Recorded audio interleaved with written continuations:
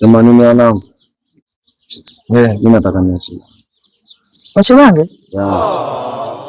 Kwa sababu kwa matukio ambayo sasa hivi yanaendelea mtaani, kila kitu kinazungumzika ni bange mwanangu. Mara mtu sijui kampiga mtu, mara sijui kafanya hivi. Yaani kila mtu bange. Hata sasa hivi unaona kama hivi mimi nimetoka zangu kazini na nguo chafu. Ile ukipita mtaani uko nasema bange. Mimi nashauri nini? Lazima unisikia mdogo wako. Sema nini mwanangu? Umeona huyo jamaa anaongea? Yuko sahihi sana mwanangu.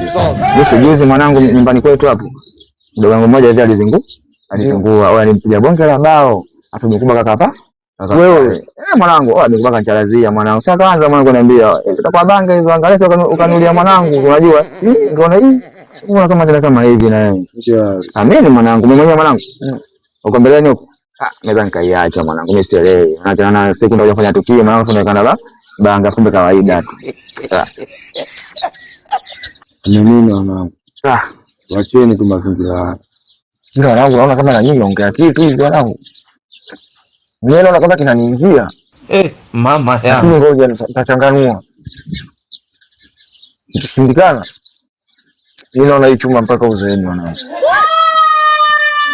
Mimi kama nikifanikiwa basi inshallah. Umeelewa?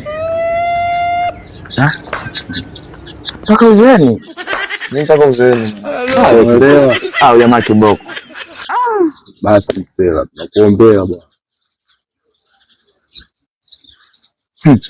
Sawa, baadaye. Baridi bwana. Hamna noma wanangu, lakini kama hivi. Kama hivyo yani.